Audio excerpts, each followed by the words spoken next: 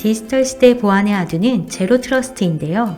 미국 행정부는 제로 트러스트를 보안 표준으로 정하고 있습니다. 우리나라에서도 금융위원회를 비롯하여 디지털 플랫폼 정보위원회에서도 제로 트러스트 도입을 발표하고 있습니다. 최근 한국정보보호산업협회, 한국인터넷진흥원은 제로 트러스트 위원회를 발족했으며 이어서 한국 제로 트러스트 보안협의회도 출범했는데요. 제로 트러스트는 보안의 새로운 패러다임이 되고 있습니다. 제로 트러스트란 말 그대로 신뢰하지 않는다라는 뜻입니다. 항상 강조되는 기본이 Never Trust, Always Verify로 좀 더 풀어 쓰자면 기존에 신뢰하던 부분들을 더 이상 신뢰하지 않고 항상 검증하라는 의미입니다.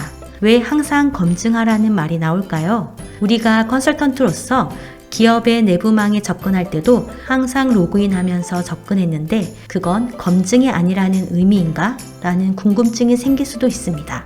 물론 그것도 검증의 한 종류입니다. 하지만 제로 트러스트는 단순 하나의 검증만이 아닌 지속적인 검증을 통해 철저하게 내부의 자산을 지키겠다는 개념입니다. 보통 기존의 보안 아키텍처는 경계 보안 모델이라 지칭하는데 일종의 만리장성과 같은 맥락입니다. 만리장성을 생각해보면 외부의 침입을 막기 위해 커다랗게 벽을 쌓았는데요. 외부의 침입자들은 위험하고 내부의 사람들은 안전하다는 생각이었습니다. 또 다른 예시로 그리스 로마 신화의 트로이 목마를 생각해 보겠습니다. 트로이 성을 함락시키기 어려울 때 오디세우스가 트로이 목마를 통해 내부의 침입을 가능하게 만들었고 그로 인해 최종적으로 트로이를 함락할 수 있었습니다. 해당 예시들을 보면 외부의 침입은 위험하고 내부의 관계자들은 안전하다는 생각이 밑바탕에 존재합니다. 현재의 보안 아키텍처도 마찬가지입니다. 방화벽을 두고 내 외부를 구분지었습니다.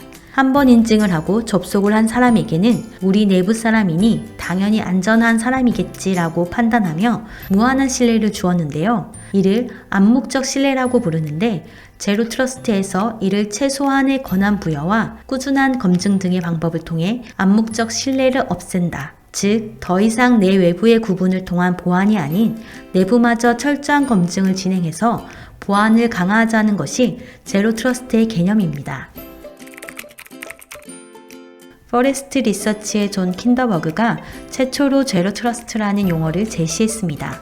더 이상 모든 접속 주체들은 신뢰할 수 없으니 기업의 내부 자산에 대한 접근 권한을 제한해야 한다고 주장했는데요. 암묵적 신뢰가 보안 문제를 야기할 수 있다고 지적한 것입니다. 이제는 내 외부를 떠나서 접속하려는 모든 사람들에게 검증을 통해 신원을 확인하고 접근 권한을 부여해야 한다는 내용을 발표했습니다. 구글에서 자체적으로 개발하여 실제로 제로 트러스트를 민간 기업에 적용한 대표적인 사례로 꼽힙니다. 구글의 특성상 전 세계에서 내부 시스템으로 접근을 시도할 것이며 이에 따른 위협을 제거하고자 시행했습니다. 이를 위해 네트워크 경계에서 개별 사용자 단위로 접근 허가 기능을 이전하였습니다. 신뢰할 수 없는 네트워크에서 더 이상 VPN으로 접속을 하지 않으며 사용자와 기기 인증만을 통해 접속을 합니다. 가트너에서 카르타라는 새로운 보안 전략을 발표하였는데 보안 전략 중 일부에서 제로 트러스트를 활용한다는 내용이 포함되어 있습니다. 카르타란 Continuous Adaptive Risk and Trust Assessment로 기존의 정적인 보안 방식에서 벗어나 동적인 방식을 적용합니다. 기존의 정적인 방식으로는 변화하는 위협에 쉽게 대응할 수가 없습니다. 빠른 대응을 위한 사이버 보건력에 초점을 맞춘 하나의 전략인데 예방 차원에서 제로 트러스트 개념을 적용했습니다. 기존의 제로 트러스트의 개념을 네트워크를 넘어 워크로드까지 확장시켜 전 영역에 걸쳐 다양한 보안 영역에서 적용될 수 있도록 한 보안 프레임워크입니다. 모니터링이 가능하도록 범위를 확장시켜 더욱 동적인 보안 접근 방식을 제공합니다. 미국 국립표준기술연구소에서 제로 트러스트 아키텍처에 대한 개념 및 이행 방안 등 구체화된 자료를 제시했습니다. 관련 내용으로 개념, 논리 모델도 구체화 방안 등으로 구성되어 있습니다. 행정명령의 제로 트러스트란 용어가 총 11번 언급될 정도로 제로 트러스트를 활용한 보안 정책을 강조했습니다. 사이버 보안 및 인프라 보안국에서 제로 트러스트 성숙도 모델에 대해 제시했는데요. 어떤 큰 꼭지점을 가지고 진행해야 하며 완벽한 제로 트러스트 아키텍처 구성을 위해 어떤 방향성으로 가야 하는지에 대한 방법을 제시했습니다. 미국 국방부에서 제로 트러스트 전략에 대해 제시했습니다. 제로 트러스트 개발과 관련한 지침에 대해서 상세히 설명하고 있는데요.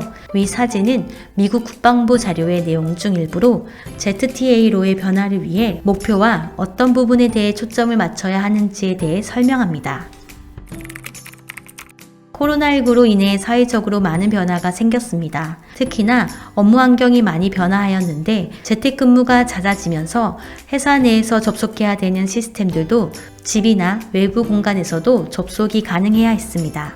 자연스레 외부에서의 접속이 잦아졌고 이는 보안의 취약점을 발생시켰습니다. 이제는 내 외부의 구분이 모호해지면서 기존의 경기 기반 모델로는 위협에 대응하기가 어려워진 것입니다. 위 그림은 2018년까지 신뢰받는 내부 사용자로 인한 보안 사고인데요. 이런 보안 사고들은 피해 규모가 매우 클 뿐만 아니라 피해 사실을 인지하는 데 많은 시간이 소요됩니다. 이제 새로워진 업무 환경에 맞추어 새로운 보안 시스템을 갖추어야 하며 정적인 모델에서 벗어나 동적인 모델을 적용해야 합니다. 정적인 모델에서 부여된 권한만으로는 이제 접근이 불가능하게 하고 환경, 상황 등을 고려하여 실시간으로 접근 권한을 부여해야 합니다. 동적인 제로 트러스트 도입으로 모든 업무 시스템의 전체적인 비즈니스 플로우를 모니터링하며 동시에 인증 및 권한 부여로 엄격한 접근 기준을 부여한다면 보안의 위협을 최소한으로 만들 수 있을 것입니다.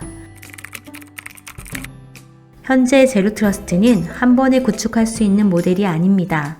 현재 출시된 솔루션들도 완벽한 제로 트러스트 모델에 대해 제시하고 있지는 않습니다. 일부 특정된 부분들을 강화하여 제시하고 있어 제한적인 솔루션입니다. 아직까지 하나의 기술이나 솔루션으로는 구현이 어렵습니다. 완벽한 구축을 위해서는 중장기적인 계획을 수립하여 꾸준한 관심과 투자가 필요합니다.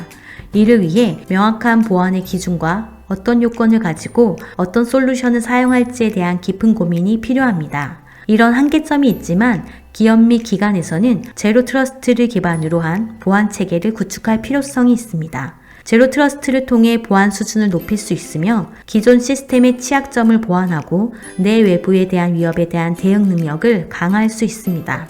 보안 시스템은 언제나 뚫릴 수 있다는 전제로 구축되지만 제로 트러스트의 도입은 최소한의 권한 부여로 피해를 최소화하는 최선의 모델입니다.